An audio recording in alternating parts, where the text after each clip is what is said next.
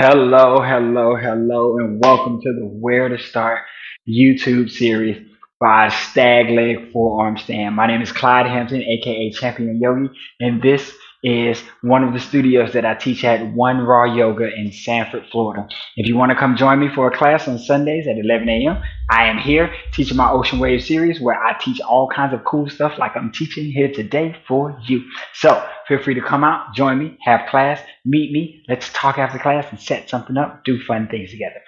Today, we are working on that stag leg forearm stand, as I said before. And this is day two. This is step two. So we're going to start to get that foot off the ground, maybe. We're going to start to work towards getting into a little bit more of an inversion. Maybe we're starting to work towards finding that forearm stand. Last time in the forearm stand, we talked about the importance of keeping those elbows in, keeping the hands equally spread apart, and stacking the weight evenly throughout your forearm and your hands to be able to rise up. This time, using those fingertips is going to start to become important as we start to rise up. Remember, the weight is going to start to shift as your hips rise up. You need to keep it evenly distributed all throughout the forearms. We're going to start with our intentions, as we always do. My intention is to help you find that good balanced forearm stand. I want you to strengthen your body. I want you to be more aware of your body. And I want you to understand the things that are happening in your body so you can be stronger in life, stronger in your yoga practice. And just stronger overall, right? You want to be in a good, comfortable space where you can do things and be creative in your yoga practice. And this is a series that's going to help you find that space. So, warm ups, where we should always start. You should always warm up your body. Remember, if in the last series you found some aches, you found some pains, you found some discomforts in your body, and those things are preventing you from doing this, make sure you take the time to heal yourself before you start moving forward in this series. You want to be in a good, comfortable space and have a good, healthy body before we start playing around with things. Now, those warm ups, same warm ups as last time. We're going to come on down to our mat, crisscross easy pose. And today I'm going to sit on my block because I'm just showing you another option for how you can sit comfortably for yourself. We're starting with those wrists. So bringing the hands together, rolling around. Again, the wrists are not a huge part of this, but they are a part of this. So you want to be able to take that time, let them warm up, give them that space. And it's just a good idea to warm your wrist up anyway. We all do a lot of texting and typing and stuff like that. So it's a good idea to always warm your wrist up, even if you're not going to be doing inversions in a day. Go ahead and take that time in the morning to warm your wrist up.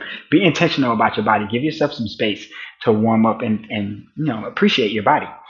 So after you go through those wrist rolls, we're going to start to get into the shoulders a little bit more. So maybe taking the arms out wide and crossing, you'll start to warm the shoulders up. Again, we're going to balance on them a little bit today. We're going to add a little bit of pressure and a little bit of weight. So allowing them to move out, bringing them up and over the head. We'll start to work those biceps behind the ears, which is going to help you be able to pull your head through your arms and start to warm it up. So as you're doing these things, remember 3 sets of 10 is always a good comfortable space. A little bit more if you feel like you need it, a little bit less if you feel like it's already warm and you're in a good space. Maybe you're coming home from a yoga class and you're already warmed up and you got that going, right? Puppy pose, sinking in, finding that deep back bend, opening those shoulders, using that block if you need to. Keep those hips stacked over the knees. Find that good comfortable space so you can be in it and you can practice.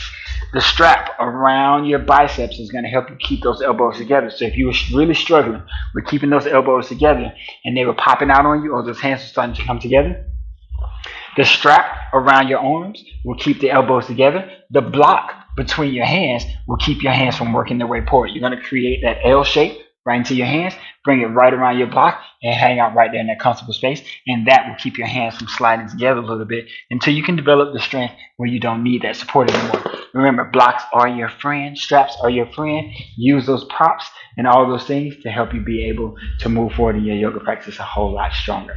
All right, let's start working on what you need to be able to get to that forearm stand. Last time, we talked about the hands being down. We talked about the elbows being equally as part as the hands and the shoulders being stacked over the elbows. We talked about tucking the toes and bringing the head through the arms to start to open up. Now, right here, what we want to start working on is bringing the toes a little closer towards the face, trying to stack the hips over the head. All of your arm balances, especially when you're trying to get your feet up, is all about a stack. It's really not about strength. There's a little bit of strength, obviously, but most importantly is learning how to stack your body up and over, okay? So you're going to bring those feet in. We're going to work on one of two things. One of our stretches that we're going to add in here today is laying down nice on your belly. You can have your hands in any comfortable space you like.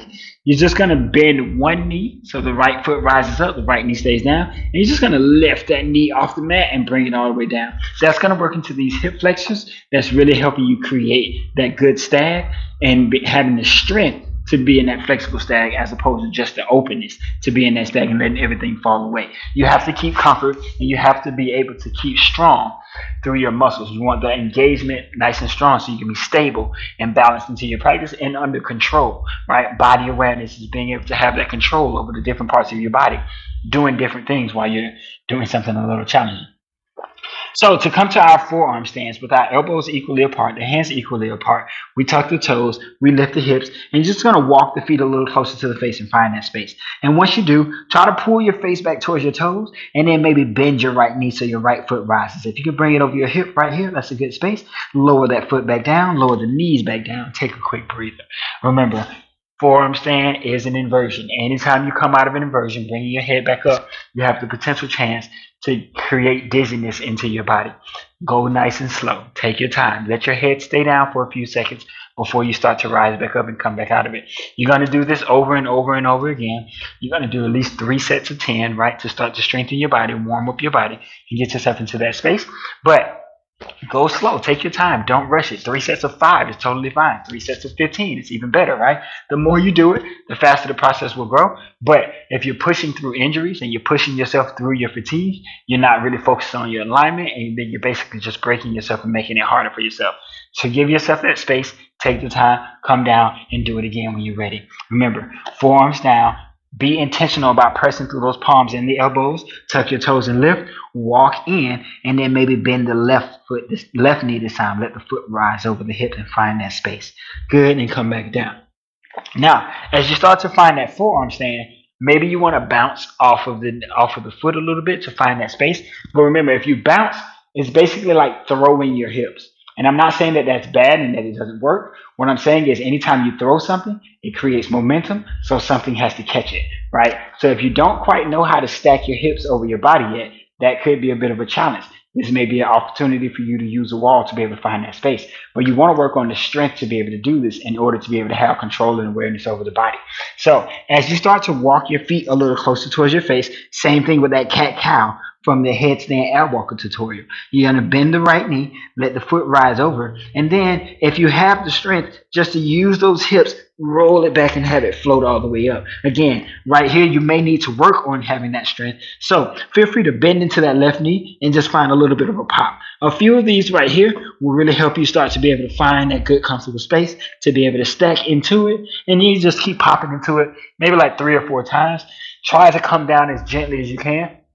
Keep that core muscle engagement and try not to crash down onto the floor, and then come down, take a little bit of a break when you need to. Always have water and things like that to wipe off, and wipe off your mat too, especially if you're getting really sweaty and creating a slippery space you want to be able to balance on. So again, taking that foot up is going to start to find you that space. A little bit of a bounce off the knee is going to start to get you to rise up. And then when you finally rise up, if you get that forearm stand, remember, use your fingertips as much as your elbows to be able to hold that stack. As the leg starts to rise up, maybe you just hold in that nice bounce place, or you can just lift and hold and have this comfortable space right here. You're still trying to look through towards where your toes are pointing through your arms, but not necessarily trying to pull your hand through yet, because we're not quite there yet, and that's okay. We're just working on finding this forearm stand, finding the balance, and being able to keep the weight evenly distributed from the elbows all the way through the palms.